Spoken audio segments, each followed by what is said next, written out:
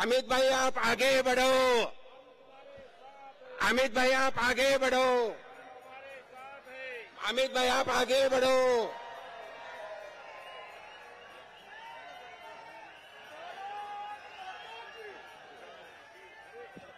बोलो भारतीय जनता पार्टीचा अमित भाई आप आगे बढ़ो। भारतीय जनता पार्टीचा सियावर रामचंद्र की।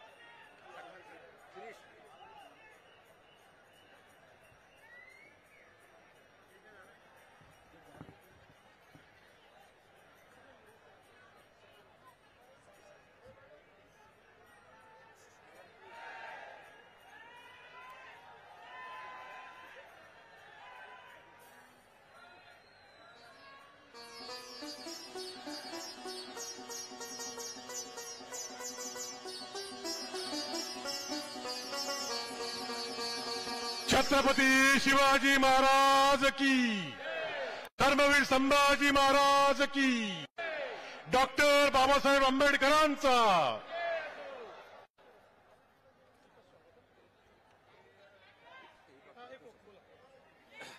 मी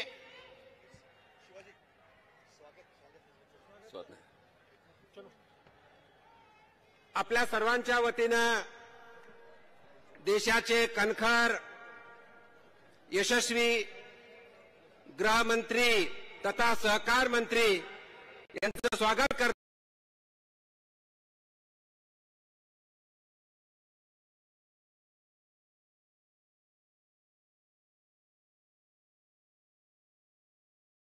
सप्टेंबर 1948 ला स्वतंत्र झाला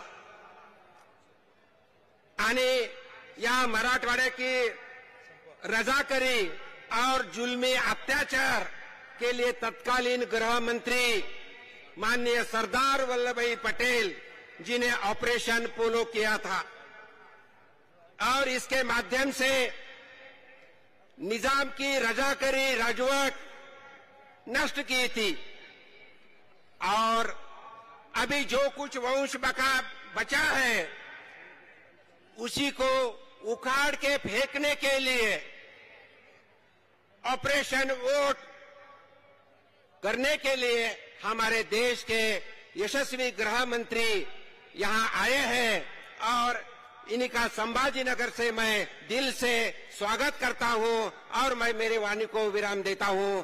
जय हिंद, जय महाराष्ट्र। ज्यांच्या नावाचं एक दृढ संकल्पाचं प्रतीक आहे, कणखर बाणा पण कणवाळू हृदय, दुष्टांना धडकी भरवतं तर दुबळ्यांना विश्वास निर्माण करतं। दृढ विश्वास आणि कर्तृत्वाचं दुसरं नाव म्हणजे या देशाचे गृहमंत्री अमितभाई शहा यांचा सत्कार या ठिकाणी या शहर जिल्ह्याचे अध्यक्ष शिरीषजी बोराळकर आणि त्यांचे सर्व पदाधिकारी या ठिकाणी त्यांचा सत्कार या ठिकाणी करत आहेत। श्रीरामाची मंदिराची प्रतिकृती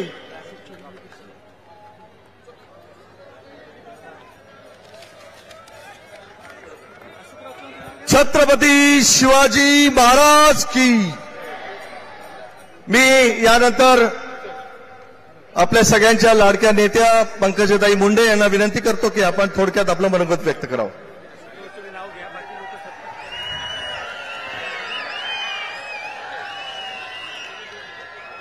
आज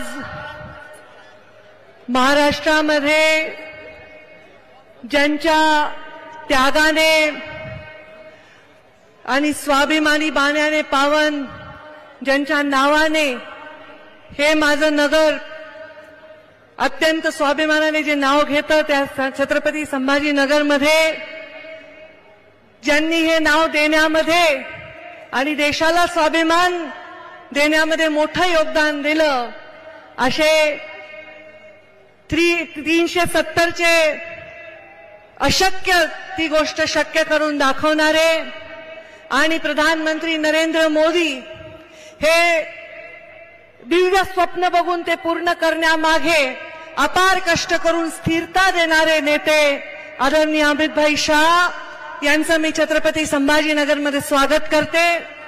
मंचावर त्यांच्या समवेत विराजमान ते देशाचे गृहमंत्री आहेत तर राज्याचे गृहमंत्री देवेंद्रजी फडणवीस, राज्याचे भारतीय जनता पार्टीचे अध्यक्ष चंद्रशेखरजी बावनकुळे, मंचावर विराजमान सर्व मंत्री महोदय, सर्व खासदार, आमदार, पदाधिकारी आणि छत्रपती संभाजीनगरमधील समोर उपस्थित असलेल्या क्लस्टरमधील सर्व भारतीय जनता पार्टीचे कार्यकर्तागण, वडीलधारी मंडळी, युवा बांधव आणि माता भगिनींनो, आज अमितभाई शहांचं येथे येणं हे भविष्यामध्ये अजून ताकदीने या मैदानात उतरण्याचं मला वाटतं एक द्योतक आहे असं म्हणायला हरकत नाही.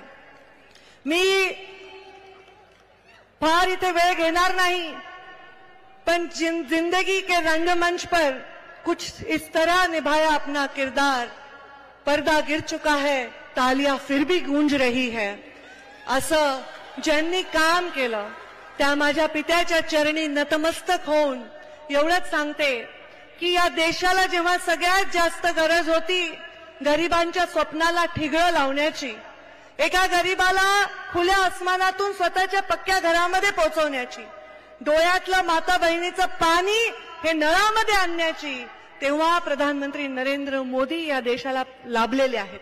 आणि या सर्व योजना, या योजनांची पूर्ण वाचून ज्यांनी दाखवलं त्या सगळ्या मंत्र्यांनी त्याची पुनरावृत्ती मी करणार नाही. त्या योजनांनी 100 वर्ष आपल्या देशाला येणाऱ्या 2047 मध्ये जेव्हा आपल्याला एक स्वप्न पूर्ण करायचंय, त्याच्याकडे जायचं असेल तर एक महत्वाचा पाया रचायचा आहे. अनेक वर्ष ज्या फाटक्या टेंटमध्ये प्रभू श्रीरामाचं वास्तव्य होतं त्यांना मंदिरात नेण्यामध्ये जर यश आलं आहे तर त्यांच्यावर प्रेम करणाऱ्या, विश्वास ठेवून रामराज्याकडे डोळ्यामध्ये आशा लावून प्रतीक्षा बघणाऱ्या देशाच्या कानाकोपऱ्यातील प्रत्येक माणसाला असं वाटलं पाहिजे की रामराज्य आलं आहे. हे दायित्व प्रधानमंत्री नरेंद्र मोदींनी स्वीकारलं. त्यांनी गॅरंटी दिली आहे देशाला की आम्ही तुमचे सर्व स्वप्न पूर्ण करू, तुमच्या अडचणी दूर करू, तुमचे अश्रू पुसू, युवांना रोजगार देऊ, महिलांना सुरक्षा देऊ, देशाला जगामध्ये सन्मान मिळवून देऊ. हे स्वप्न पूर्ण करण्यासाठी सर्वजण कामाला लागलेले आहेत. सर्वजण या मंचावरच्या आणि मंचाच्या वर नसलेले आजूबाजूचे लोक कामाला लागले आहेत. एक मोठा यज्ञ इथे सुरू झालेला आहे. या यज्ञामध्ये आपल्या प्रयत्नांची सर्वांनी आहुती द्यायची आहे. अमितभाई शहांच्या समवेत मव म्हणून या कामाला सुरुवात करायची आहे. 3 इंजिनचं आपलं आता सरकार आहे. 1 इंजिन असेल तर जोरात ट्रेन धावत असेल, 2 असेल तर आणखी जोरात धावेल, 3 आहे तर आणखी जोरात धावायला पाहिजे. त्यामुळे महाराष्ट्राकडून अमितभाईंना कमीत कमी त्रास झाला पाहिजे असं काम सर्वांनी केलं पाहिजे. एवढी शक्ती अमितभाईंच्या विचारांनी महाराष्ट्रामध्ये ओतली आहे तर महाराष्ट्रापेक्षा दुसऱ्या राज्यात त्यांनी लक्ष द्यावं आणि महाराष्ट्रामध्ये आम्ही जास्तीत जास्त खासदार निवडून आणून देऊ असं वचन मंचावरील विराजमान सर्वांनी त्यांना देण्याची आवश्यकता आहे.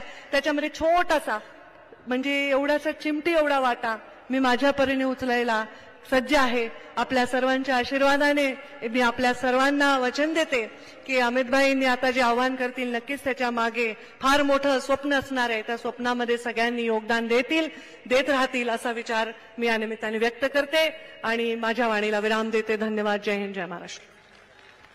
खूप खूप धन्यवाद ताई. यानंतर मी महाराष्ट्र राज्याचे माजी मुख्यमंत्री आदरणीय अशोक चव्हाण साहेबांना विनंती करतो की आपण आपलं मनोगत थोडक्यात व्यक्त करावं.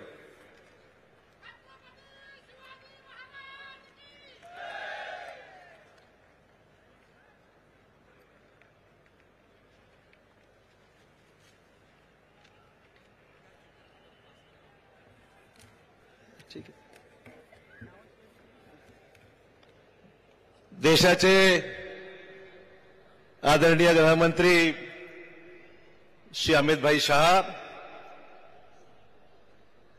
राज्याचे उपमुख्यमंत्री आणि गृहमंत्री देवेंद्र फडणवीसजी, सन्मान्य प्रांताध्यक्ष भाजपाचे श्री बावनकुळेजी, मंचावर उपस्थित असलेले सर्व मान्यवर नेतेगण, आज या संभाजीनगरमध्ये होणाऱ्या विशाल सभेला आलेले सर्व भाजपाचे नेते, कार्यकर्ते, सर्वसामान्य नागरिक, बंधु भगिनी आणि सहकारी मित्रांनो, सर मुझे ये पहला मौका है भाजपा में आने के बाद संबोधित करने के लिए आपने मुझे पहला मौका दिया है, इसका मैं तहे दिल से आपका शुक्रिया अदा करता हूं।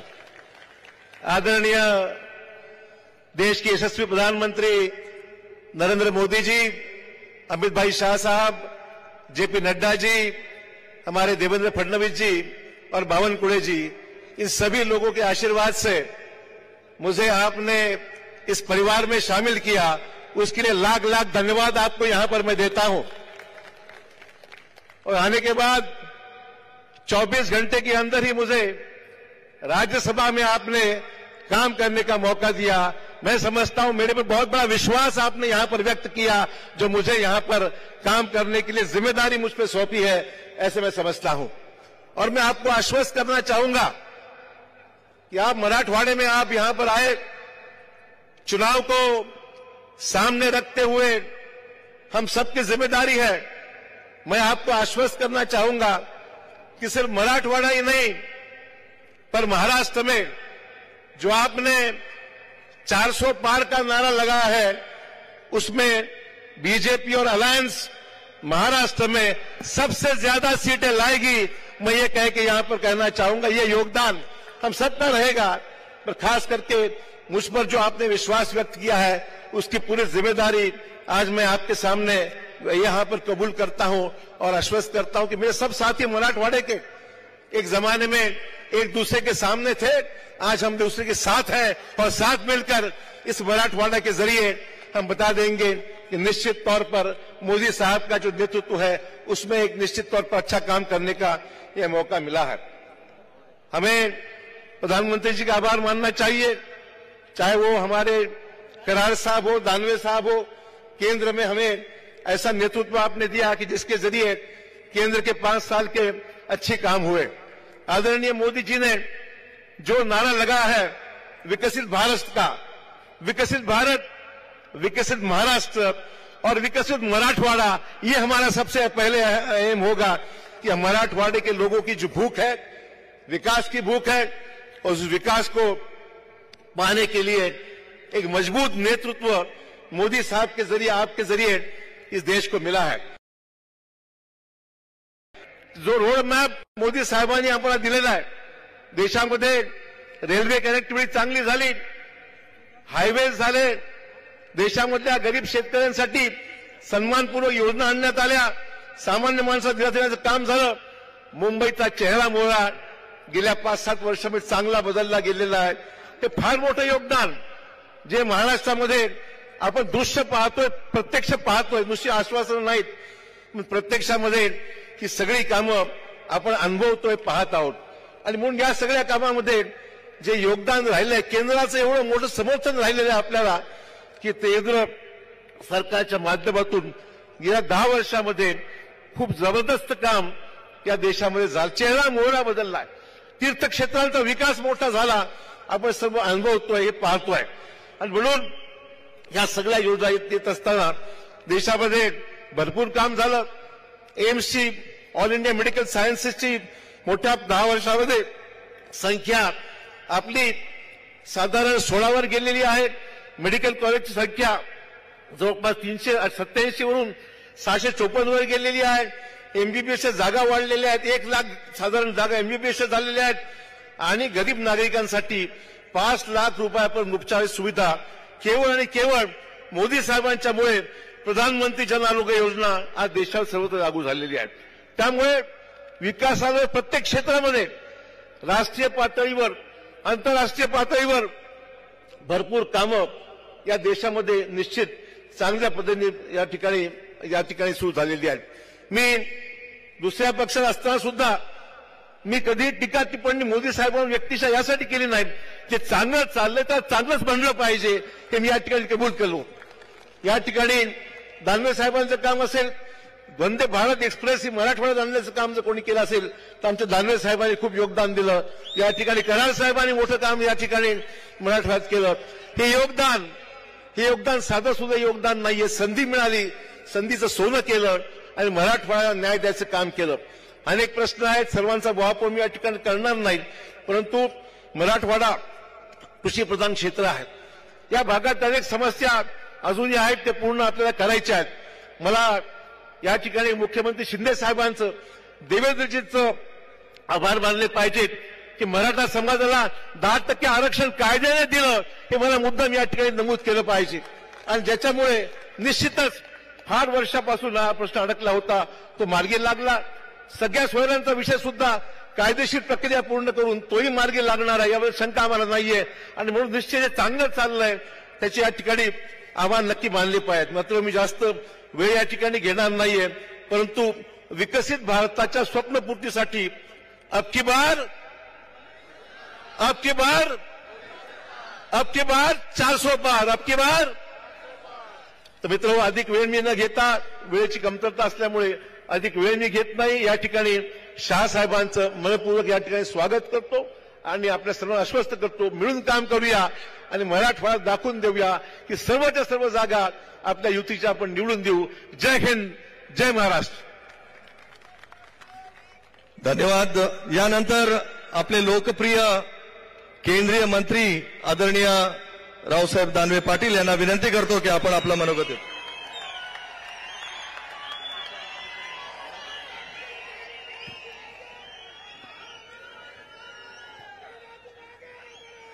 आजच्या कार्यक्रमाचे उत्सवमूर्ती आपल्या देशाचे गृहमंत्री आदरणीय अमित भाईजी, मंचवर उपस्थित असलेले भारतीय जनता पक्षाचे ज्येष्ठ नेते आणि आपले उपमुख्यमंत्री देवेंद्रजी फडणवीस साहेब, या ठिकाणी उपस्थित असलेले आपल्या राज्याचे भारतीय जनता पक्षाचे अध्यक्ष चंद्रशेखरजी बावनकुळे साहेब, मंचवर उपस्थित असलेले आमचे अन्य सर्व सहकारी आणि या कार्यक्रमाला उपस्थित असलेल्या सर्व नागरिक बंधू भगिनी आणि बालमित्रांनो, मित्र, या देशामध्ये सत्ता परिवर्तन झालं आणि 2014ला या देशाचे प्रधानमंत्री आदरणीय नरेंद्रभाई मोदी झाले आणि पहिल्या दिवशी नरेंद्रभाईंनी लोकसभेमध्ये जे भाषण केलं त्या दिवशी मी लोकसभेमध्ये उपस्थित होतो. त्यांनी सांगितलं की माझं सरकार हे गरिबाप्रती समर्पित राहील, माझं सरकार हे शेतकऱ्याप्रती समर्पित राहील, माझं सरकार हे युवाप्रती समर्पित राहील. आणि मित्र, त्यांनी गरीब कल्याणाचा अजेंडा तयार केला आणि 14 पासून तर 24 पर्यंत या देशातल्या गरीबाला सहजरित्या सामान्यपणानं इतरांच्या बरोबर जीवन कसं जगता येईल अशा प्रकारच्या योजना या देशामध्ये आणल्यात. मित्र, गरिबी हटावचा नारा तर 1971ला इंदिरा गांधींनी सुद्धा दिला होता, परंतु 71 पासून तर 2014 पर्यंत आमची गरिबी हटल या आशेवर काँग्रेसला आपण सर्वांनी मतदान केलं, पण 2014 पर्यंत आपली गरिबी हटली नाही. तेव्हा या देशातले सारे गरीब एकत्र आले आणि आपल्या देशाचा प्रधानमंत्री हा गरीबातला प्रधानमंत्री केला. खरं तर मोदीजी हे आपल्या गरीबातले प्रधानमंत्री आहे, परंतु मोदीजी प्रधानमंत्री झाल्याच्या नंतर काही लोकांना असं वाटत होतं की माझे वडील प्रधानमंत्री होते, माझी आजी प्रधानमंत्री होती, प्रधानमंत्री होण्याचा अधिकार तर आमचा होता, परंतु हे प्रधानमंत्री झाले कसे. आणि म्हणून 2014 पासून तर आतापर्यंत मोदीजीच्या विरोधात सगळ्यांना एकत्र करून मोदीजीचा नारा, मोदीजीचा हटावचा नारा या सगळ्या लोकांनी द्यायला सुरुवात केली. परंतु मित्र, हे सारे जरी एकत्र आले तर मी आजच्या सभेच्या निमित्तानं अमित भाईला सांगू इच्छितो की देशामध्ये 400 पार तर करणार, पण महाराष्ट्रामध्ये 45 पेक्षा जास्त आणि संभाजीनगर आणि मराठवाड्यातल्या साऱ्या सीट आम्ही या ठिकाणी एनडीएला मिळवून दिल्याशिवाय राहणार नाही, असं आश्वासन मी आपल्या आजच्या प्रसंगी देतो. मित्र, एक गोष्ट आपण लक्षात घेतली पाहिजे की आज मोदीला हटवण्याचं कारण काय, तर त्यांच्या लक्षात आलं की जर अशाच प्रकारच्या योजना या देशात राहिल्या, गरिबाच्या कल्याणाच्या योजना आणल्या, तर 2024ला या देशातले 80 कोटी लोक आपला मतदान करणार नाही. आणि त्यामुळे मोदीला सगळ्यांनी म्हणून हटवलं पाहिजे. आणि दुसरा त्यांचा मुद्दा आहे, भारतीय जनता पार्टी जातीवादी आहे. मी फक्त आपल्याला एकच आठवण करून देऊ इच्छितो की आम्हाला जातीवादी म्हणतं कोण? शरद पवार आम्हाला जातीवादी म्हणतात. पण शरद पवार आणि भारतीय जनता पार्टी 1985ला एकत्र निवडणूक लढली तेव्हा भारतीय जनता पार्टी जातीवादी नव्हती का? आम्हाला जातीवादी कोण म्हणतंय? ममता बॅनर्जी. पण ममता बॅनर्जी अटल बिहारी वाजपेयीच्या मंत्रिमंडळामध्ये रेल्वे मंत्री होत्या तेव्हा भारतीय जनता पार्टी जातीवादी नव्हती का? आम्हाला जातीवादी म्हणतं कोण? फारुख अब्दुल्ला. पण अटल बिहारी वाजपेयीच्या मंत्रिमंडळामध्ये उमर अब्दुल्ला हे मंत्री होते तेव्हा भारतीय जनता पार्टी जातीवादी नव्हती का?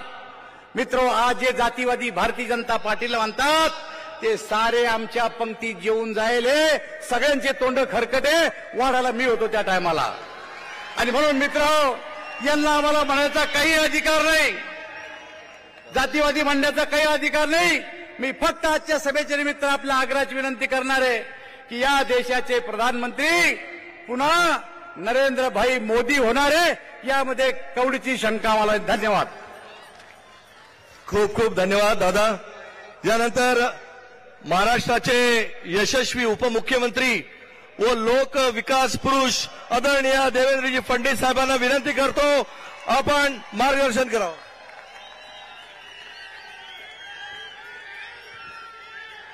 भारत माता की, छत्रपती शिवाजी महाराज की, धर्मवीर छत्रपती संभाजी महाराज की, जय भवानी, जय भवानी, जय श्रीराम. हिंदवी स्वराज्याचे सरसंस्थापक छत्रपती शिवरायांना मानाचा मुजरा करतो. भारतीय राज्य घटनेचे शिल्पकार भारतरत्न डॉक्टर बाबासाहेब आंबेडकर यांना मानवंदना अर्पित करतो. आजच्या या भव्य सभेमध्ये मंचावर उपस्थित असलेले, ज्यांना ऐकण्याकरता आपण सगळे लोक या ठिकाणी आलेलो आहोत, ते भारताचे यशस्वी गृहमंत्री आणि खऱ्या अर्थानं ज्यांनी भारतीय जनता पक्षाला विश्वातील सर्वात मोठा पक्ष म्हणून स्थान मिळवून दिलं, ते भाजपचे मास्टर स्ट्रॅटेजिस्ट आणि लोहपुरुष असलेले माननीय अमित भाई शहा, आपले अध्यक्ष चंद्रशेखरजी बावनकुळे, रावसाहेब पाटील दानवे, डॉक्टर भागवत कराड, पंकजाताई मुंडे, विजयाताई रहाटकर, अतुलजी सावे, हरिभाऊ नाना बागडे, माजी मुख्यमंत्री अशोकराव चव्हाण, सुजयजी विखे, प्रदीपजी जयस्वाल, अजितजी गोपचेडे, मोनिकाताई राजळे, संतोषजी दानवे, रामभाऊ कदम, प्रशांत बम, नारायण कुचे, मंचावरील सर्व मान्यवर आणि उपस्थित सर्व भगिनी आणि बंधूंनो, आज अमित भाईंचं स्वागत करताना मला विशेष आनंद याकरता होतोय की या नगरीला संभाजीनगर असं नाव दिलं पाहिजे.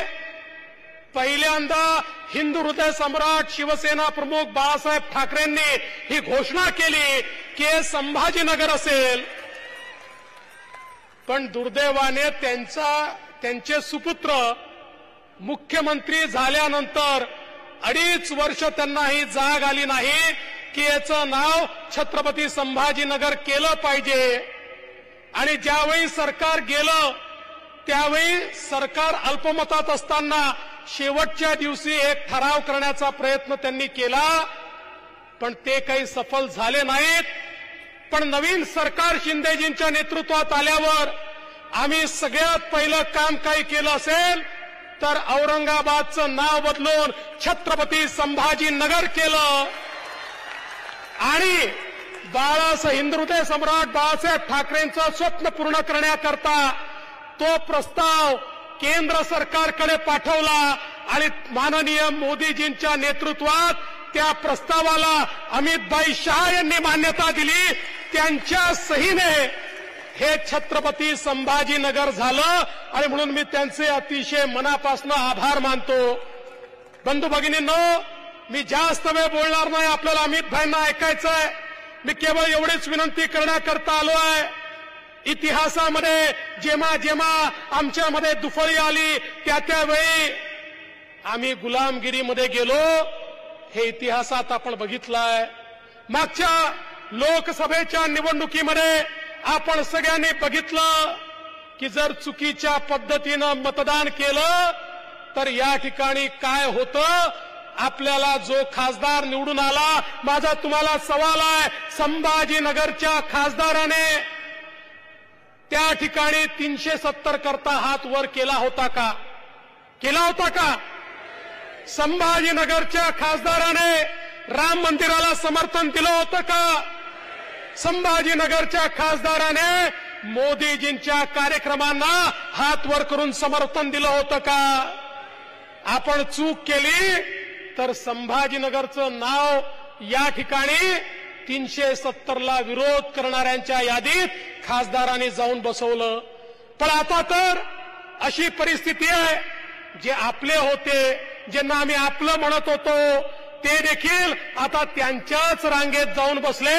जे 370ला विरोध करत होते, जे राम मंदिराला विरोध करत होते, त्यांच्याच रांगेत जाऊन बसले आहेत. आणि म्हणून संभाजीनगरकरांना माझी एवढीच विनंती आहे, आता मोदीजींना 400 जागा तर द्यायच्याच आहेत, पण तुम्हाला माझा सवाल आहे, या 400 जागांमध्ये या ठिकाणी संभाजीनगरचा खासदार मोदी साहेबांसोबत असणार आहे का? हा माझा तुम्हाला सवाल आहे. असणार आहे का?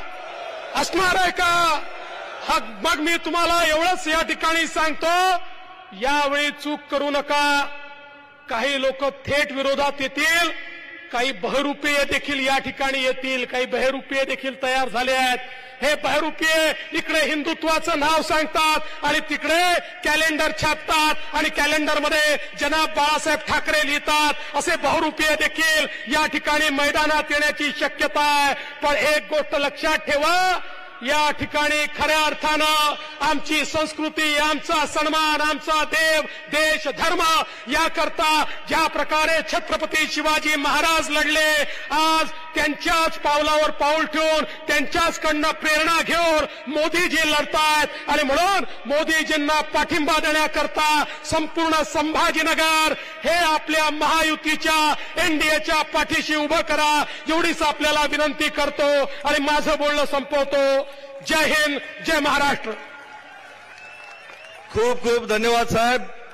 यानंतर भारताचे लोहपुरुष व भारताचं कणखर असं नेतृत्व आदरणीय अमितभाईंना मी विनंती करतो की आपण या जनसभेला संबोधित करावं.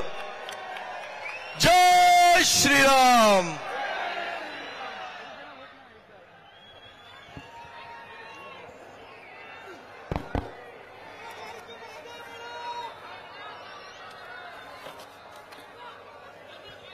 मेरे साथ बोलिए, भारत माता की.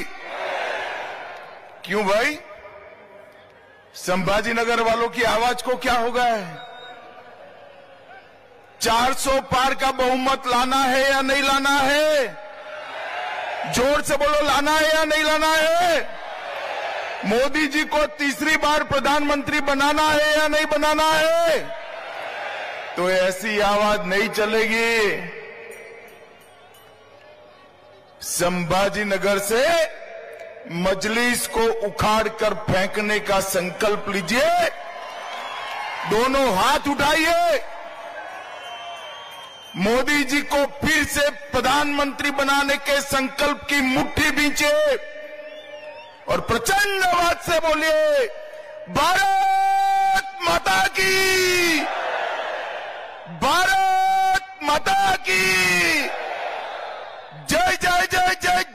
शिवाजी, जय जय जय जय जय भवानी। मेरे साथ बोलिए, धर्मवीर छत्रपति संभाजी महाराज की। आज मेरे साथ मंच पर उपस्थित श्रीमान देवेंद्र फडणवीस जी, हमारे प्रदेश अध्यक्ष श्रीमान बावनकुळे जी, मेरे मित्र और केंद्रीय मंत्री श्रीमान राव साहेब दानवे जी, पंकजाताई मुंडे जी, श्रीमान अशोक राव चौहान जी, श्री भगवत करार जी, श्री अतुल सावे जी, बहन विजयाताई राहतकर जी, श्री प्रताप राव चिखलीकर जी, श्री सुजय विखे पाटिल जी, श्री अजीत गोपछड़े जी, और आज संभाजी नगर में इतनी बड़ी संख्या में आए हुए प्यारे भाइयों, बहनों, माताओं और मेरे जिगर के टुकड़े जैसे युवा मित्रों, आप सभी को नमस्कार। मित्रों, आज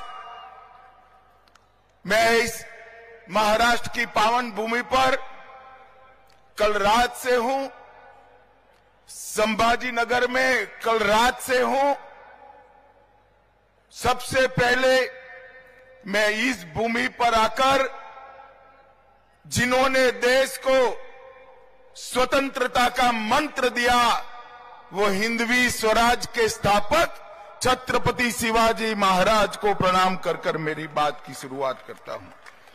मैं जब यहां आया हूं तब जिनका पूरा जीवन सालों तक इतिहास को बलिदान और स्वतंत्रता की भूख की याद दिलाता है, वो धर्मवीर संभाजी महाराज को भी प्रणाम कर कर मेरी बात की शुरुआत कर। यही भूमि है, यही मराठावाड़ की भूमि है, जहां संत एकनाथ जी ने, संत ज्ञानेश्वर जी ने, जनार्दन स्वामी ने, सिखों के गुरु गोविंद सिंह जी ने भी यहां अध्यात्म और भक्ति का रास्ता प्रशस्त किया। ये भूमि को मैं प्रणाम करता हूं। मित्रों, मराठावाड़ के मुक्ति संग्राम के लिए गोविंद भाई श्रॉफ और स्वामी रामतीर्थ, जिन्होंने निजाम के खिलाफ आवाज बुलंद की, ऐसे हुतात्माओं को भी मैं प्रणाम कर कर मेरी बात की शुरुआत करना चाहता हूं। काफी समय से आप बैठे हैं, हम लोगों को आते आते देर हो गई, मैं ज्यादा लंबी बात करना नहीं चाहता। मित्रों, आने वाले दिनों में देश चुनाव में जा रहा है। हमारा ये महान लोकतंत्र फिर एक बार 5 साल तक इस देश की सरकार किसके हाथ में होगी, ये तय करने वाला है। भाइयों और बहनों, दो गुट खड़े हैं। एक मोदी जी के नेतृत्व में, भारतीय जनता पार्टी के नेतृत्व में एनडीए का गठबंधन है, और दूसरी बार राहुल बाबा के नेतृत्व में इंडी अलायंस गठबंधन गठबंधन है। ये दोनों कौन है? एक और नरेंद्र मोदी जी है, जो देशभक्तों की टोली भारतीय जनता पार्टी के नेता है, और 10 वर्ष में भारत के अंदर आमूलचूल परिवर्तन लाने का प्रयास किया, और जिनका लक्ष्य है 2047 में भारत माता को विश्व गुरु के स्थान पर बिठाने का लक्ष्य है। और दूसरी ओर एक परिवारवादी गठबंधन, इनका लक्ष्य क्या है? सोनिया जी का लक्ष्य है राहुल बाबा को प्रधानमंत्री बनाना, शरद पवार जी का लक्ष्य है इनकी बेटी को मुख्यमंत्री बनाना, उद्धव जी का लक्ष्य है बेटे को मुख्यमंत्री बनाना, ममता जी का लक्ष्य है भतीजे को मुख्यमंत्री बनाना, स्टालिन साहब का लक्ष्य है बेटे को मुख्यमंत्री बनाना। मुझे बताओ संभाजी नगर वालों, जो बेटे, बेटी, दामाद और भतीजों के लिए काम करते हैं, वो आपका भला कर सकते हैं क्या? जोर से बोलिए, कर सकते हैं क्या? भारत का भला कर सकते हैं क्या? भारत को सुरक्षित कर सकते हैं क्या? विकसित भारत बना सकते हैं क्या? ये सारा काम केवल और केवल नरेंद्र मोदी के नेतृत्व में भारतीय जनता पार्टी कर सकती। ये महाराष्ट्र की जनता ने 2 बार हम आए, 14 में आए, 19 में आए, आपके सामने हमने झोली फैलाया, दोनों बार 50% वोट दिया और 41 से ज्यादा सीटें देने का काम महाराष्ट्र की जनता ने किया। मैं महाराष्ट्र की जनता का हृदय से बहुत बहुत धन्यवाद करना चाहता हूं। परंतु मित्रों, आज मैं संभाजी नगर आया हूं। संभाजी नगर ने एक कसक छोड़ दी थी। देश के पहले गृह मंत्री, लौह पुरुष, भारत रत्न सरदार पटेल ने ये मराठा वाड़ को निजाम के कुशासन से मुक्त किया था और मजलिस को यहां से हटाने का काम किया था। हमारी छोटी सी गलती, छोटी सी आलस, और आज फिर से मजलिस बैठी है। संभाजी नगर वालों को ये कबूल है क्या? जरा जोर से बोलिए, आप सहमत हो क्या? आज इस सभा से संकल्प कर कर जाइए, सरदार पटेल ने जो आजादी के बाद निजाम से मुक्ति दिलाई थी, ये नए निजामों को आप फिर से एक बार घर में बिठाकर उनकी जगह बताने का काम करेंगे। भाइयों और बहनों, इस बार 40-41 नहीं चलेगा, इस बार 45 से ज्यादा सीटें मोदी जी की झोली में डालने का काम महाराष्ट्र की जनता ने किया। हमने 10 साल तक काम किया है, हमारे पास 10 साल का ट्रैक रिकॉर्ड है और हमारे पास 25 साल का रोड मैप भी है। ये 10 साल में मैं सिर्फ महाराष्ट्र की बात करने आया हूं। भाई और बहनों, आज इस मंच से मैं शरद पवार जी को और उद्धव ठाकरे जी को पूछना चाहता हूं, इंडी अलायंस का आप नेतृत्व कर रहे हो। 2004 से 14 सोनिया मनमोहन की सरकार थी, महाराष्ट्र को क्या दिया?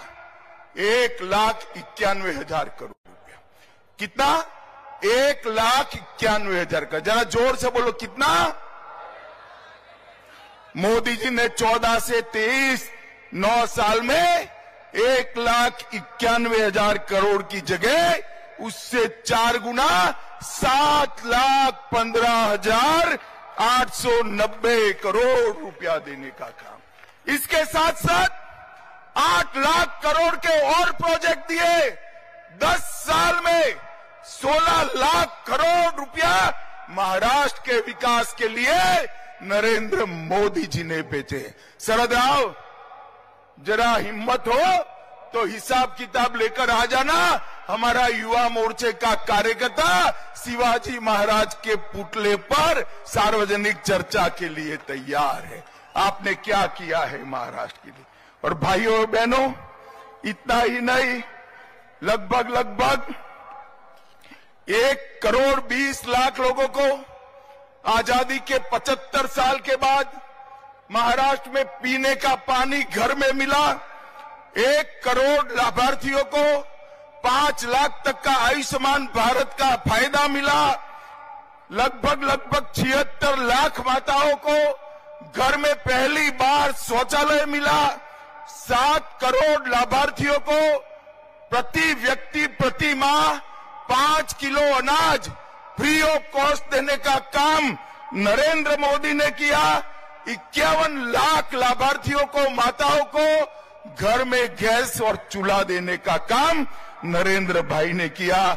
12 लाख लाभार्थियों को महाराष्ट्र में घर दिया। और मुझे बताओ संभाजी नगर वालों, आप लोगों के दोनों टीके लग गए कोरोना के या नहीं लगे? लग गए? वो जरा हाथ ऊपर करो दो। सबके लग गए? किसी को 25 पैसा भी देना पड़ा है? मोदी जी ने कॉफी पिलाकर टीका लगाया। और व्हाट्सएप पर मोदी जी के हंसते हुई फोटो के साथ सर्टिफिकेट देने का काम भी कर दिया। और देश में 200 करोड़ टीका लगाकर 130 करोड़ की आबादी को कोरोना से सुरक्षित करने का काम नरेंद्र मोदी जी ने किया। मैं आज फिर से इंडिया अलायंस वालों को चैलेंज देकर जाता हूं कि आप आगे आइए। आपके भी 10 साल थे, हमारे भी 10 साल थे, हिसाब किताब करिए। अरे आप कर ही नहीं सकते हो, अरे ज्यादा करना है तो आपके 40 साल और हमारे 10 साल का हिसाब करिए। हमारे 10 साल का पलड़ा भारी है भाई। मोदी जी ने 10 साल के अंदर किया। मोदी जी ने 10 साल के अंदर देश को सुरक्षित करने का काम किया। मोदी जी ने सर्जिकल स्ट्राइक और एयर स्ट्राइक कर पाकिस्तान के घर में घुसकर आतंकवादियों का सफाया करने का काम नरेंद्र मोदी जी ने किया। मुझे बताओ भाइयों बहनों, धारा 370 हटनी चाहिए थी या नहीं हटनी चाहिए थी? जोर से बोलिए, हटनी चाहिए थी या नहीं हटनी चाहिए थी? ये कश्मीर हमारा है या नहीं है? 70 साल तक एक घमंडिया गठबंधन धारा 370 को अपने अनोरस बच्चे की तरह गोदी में पाल कर बैठा रहा। आपने दूसरी बार मोदी जी को प्रधानमंत्री बनाया। 5 अगस्त 2019 को मोदी जी ने धारा 370 को समाप्त कर दिया। और जब मैं बिल लेकर पार्लियामेंट में खड़ा हुआ, ये राहुल बाबा, जानते हो ना राहुल बाबा को, वो कहते हैं मत हटाओ मत हटाओ। मैंने कहा भाई क्यों ना हटाए? तो उन्होंने कहा कश्मीर में खून की नदियां भी बह जाएंगी। अरे राहुल बाबा, 5 साल हो गए, खून की नदियां छोड़ो, कंकड़ चलाने की किसी की हिम्मत नहीं है, कंकड़ चलाने की। मोदी जी ने हमारे कश्मीर को हमेशा के लिए भारत के साथ जोड़ने का काम किया। मोदी जी ने 550 साल से करोड़ों देशभक्त, करोड़ों राम भक्त, दुनिया भर में फैले हुए सभी लोग चाहते थे कि अयोध्या में राम मंदिर बने। आप भी चाहते थे या नहीं चाहते थे भाई? जोर से बोलो, चाहते थे या नहीं चाहते? एक कांग्रेस पार्टी ने 70 साल तक रामलल्ला को टेंट में बिठाकर रखा। 70 साल तक राम जन्मभूमि के केस को अटका कर, लटका कर, भटका कर रखा। मोदी जी को दूसरी बार आपने प्रधानमंत्री बनाया, भूमि पूजन भी हो गया और प्राण प्रतिष्ठा हो गई, और आज रामलल्ला भव्य घर में विराजी। माताओं, भाइयों, बहनों, मैं संभाजी नगर में हूं। इस औरंगजेब ने काशी विश्वनाथ को तोड़ा था। सालों तक किसी ने सूद नहीं ली। मोदी जी ने भव्य काशी विश्वनाथ का कॉरिडोर बनाकर इतने सालों से हुआ अपमान का बदला लेने का काम देश के नेता नरेंद्र मोदी जी ने किया। मित्रों, 150 साल पुराने अंग्रेजों के कानून बदले, पार्लियामेंट नहीं बनाई, कर्तव्य पथ नया बनाया, और इस देश में से आतंकवाद और नक्सलवाद को उखाड़ कर फेंक दिया। भाइयों और बहनों, मैं आज आपको पूछने आया हूं, बाला साहब ठाकरे को सिर्फ आप नहीं, मैं नहीं, देश भर की जनता पलकों पर बिठाती है। इनके सिद्धांतों के कारण पलकों पर बिठाती। मुझे बताओ, ये संभाजी नगर का नाम बदलने के लिए, जो रखने के लिए विरोध करते थे, वो बाला साहब के वारिस हो सकते हैं क्या? हो सकते हैं क्या? हो सकते हैं क्या? आज उद्धव ठाकरे जी, आपको शर्म आनी चाहिए। आप जिनके पास बैठे हो, जिनके साथ बैठे हो, उन्होंने 370 हटाने का विरोध किया, सर्जिकल स्ट्राइक और एयर स्ट्राइक का विरोध किया, और औरंगाबाद से संभाजी नगर की यात्रा को रोक कर रखा था। किस मुंह से आप महाराष्ट्र की जनता के सामने आएंगे? मित्रों, ये लोग सिद्धांतों की राजनीति नहीं करते हैं, देश की राजनीति नहीं करते हैं, ये लोग अपने परिवार की राजनीति करते हैं। मित्रों, आज मैं कहने आया हूं, मोदी जी ने यूपीए की सरकार देश के अर्थतंत्र को 11वें नंबर पर छोड़कर गई थी।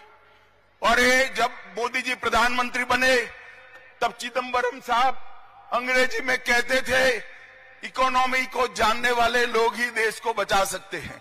भाई ठीक है, मनमोहन सिंह जी और आप बड़े इकोनॉमिस्ट थे, मगर अटल जी 11वें नंबर पर छोड़कर गए थे, आपने 11वें नंबर पर ही रखा। मोदी जी ने 10 साल में कोरोना के बावजूद 11वें नंबर पर से 5वें नंबर पर लाने का काम नरेंद्र मोदी जी। और संभाजी नगर वालों, मेरी बात सुन लो, ये मोदी गारंटी है, तीसरी बार मोदी जी को प्रधानमंत्री बनाओ, 5वें नंबर से देश का अर्थतंत्र दुनिया में तीसरे नंबर पर पहुंचने का काम नरेंद्र मोदी जी। नरेंद्र मोदी जी ने देश को दुनिया में गौरव दिला है। जो लोग विदेश में जाते हैं उनको मालूम है भारत के पासपोर्ट का सम्मान कितना हुआ है, भारत का सम्मान कितना हुआ है। नरेंद्र मोदी विश्व के एकमात्र नेता है जिनको दुनिया के 14 से ज्यादा देशों ने अपना सर्वोच्च पुरस्कार, भारत रत्न जैसा पुरस्कार मोदी जी को देने का काम किया है। और मित्रों, ये मोदी जी का सम्मान नहीं, भारतीय जनता पार्टी का सम्मान नहीं है, ये सम्मान देश के 130 करोड़ की जनता का और मेरे संभाजी नगर के भाइयों और बहनों का सम्मान है। और मित्रों, पूरी दुनिया में मोदी जी जाते हैं, पूरी दुनिया में कोई भी भाषण उठाकर दे, मोदी जी देश की राष्ट्रभाषा हिंदी में बोलते हैं, भारतीय भाषा में बोलते हैं, भारत का सम्मान बढ़ाते हैं। मोदी जी ने दुनिया में भारत का सम्मान बढ़ाने का काम किया है। और कांग्रेस ने क्या किया? एक कांग्रेस पार्टी और एक घमंडिया गठबंधन जो महाराष्ट्र में हमारे खिलाफ चुनाव लड़ने वाला है, उसको जान लो, ये लोग डिनायल मोड में आ गए हैं। इन्होंने 370 का विरोध किया, 3 तलाक हटाने का विरोध किया, ओबीसी कमीशन बनाने का विरोध किया, कश्मीर में वाल्मीकियों को रिजर्वेशन देने का विरोध किया, हिंदू शरणार्थियों को नागरिकता देने का विरोध किया, जीएसटी कानून का विरोध किया, राष्ट्रपति रामनाथ कोविंद और ट्राइबल राष्ट्रपति द्रौपदी मुर्मू का भी विरोध किया, सर्जिकल स्ट्राइक और एयर स्ट्राइक का विरोध किया, भारत में वैक्सीन आई उसको बदनाम करने का विरोध किया, नए संसद भवन का विरोध किया, कर्तव्य पथ का विरोध किया और अंत में राम जन्मभूमि की प्राण प्रतिष्ठा का भी बहिष्कार किया। मित्रों, ये लोगों को डिनायल मोड में आ गए, वो कुछ अच्छा नहीं कर सकते, विरोधी उनका काम बचा है। भारत को अगर विश्व में आगे बढ़ाना है, भारत को आगे ले जाना है, विश्व गुरु के स्थान पर बिठाना है, विकसित मोदी जी ही बना सकते हैं। और मैं संभाजी नगर मांग कर आया हूं। पूरे देश में संभाजी नगर का नाम पूछते हैं और कोई पूछता है वहां से एमपी किस पार्टी का है, तो कहते हैं मजलिस का है। क्या आप लोग आज यहां से तय कर जाएंगे कि ये मजलिस को उखाड़ कर फेंकेंगे और मोदी जी को एक कमल यहां से भेजेंगे? आप तय करते हैं? जोर से बोलिए, तय करते हैं? मोदी जी को 400 पार कराओगे? तीसरी बार प्रधानमंत्री बनाओगे? भारतीय जनता पार्टी को 370 पार कराओगे? 2047 में विकसित भारत बनाओगे? तो मेरे साथ दोनों हाथ उठाओ, सभी लोग अंत तक दोनों हाथ उठाएं और 400 पार का संकल्प का मुट्ठी बींचे और प्रचंड आवाज से बोलिए, भारत माता की वंदे वंदे वंदे। मेरे साथ बोलेगा जय जय श्री राम, जय जय श्री राम।